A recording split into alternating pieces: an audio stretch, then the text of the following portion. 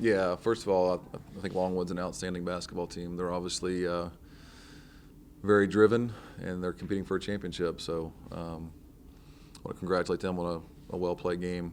For us, we got off to a decent start. When the game got to 21-15, I think we got down 6. They went on a run to close the gap. For whatever reason, I don't think we recovered from that initial run. I think we were up 15-7 or 15-8, and then it quickly went to 21-15 Longwood, and from that point, for whatever reason, we crumbled. Yeah, I know the too many turnovers for you guys. You had 20, but you did force 19. Were you happy with that specific aspect of the defense in terms of creating turnovers? Yeah, I thought that part of the defense was okay. We just didn't convert. We had some open floor opportunities or numbers advantage opportunities, and we just did not make those plays to maybe try to change the momentum in the game. But the turnovers for us is something that's continues to be our Achilles heel, and we've got to figure this out. And then 34% shooting as a team. Do you feel as though the ball movement could have been better? How much of that was Longwood's defense? I think it was more the ball movement by us and shot selection. I think when we got down, we panicked and we rushed a little bit too much. And now I will say this: Longwood is scrappy. I mean, they compete, but I think a lot of it was just we were hurried and trying to make too many plays instead of working for a better shot.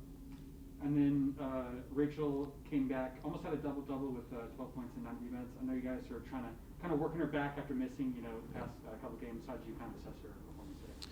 Yeah, I thought Rachel did a good job. Obviously it's when you're out with COVID protocol and you got to work your way back in, and then we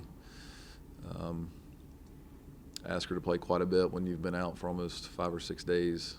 We've had 2 games in the last 3 days. It's challenging, and we asked her to play a little bit of 4 and some 5. We went to a smaller lineup when they played 5 guards, and she was willing to do that, so we really appreciate that from her.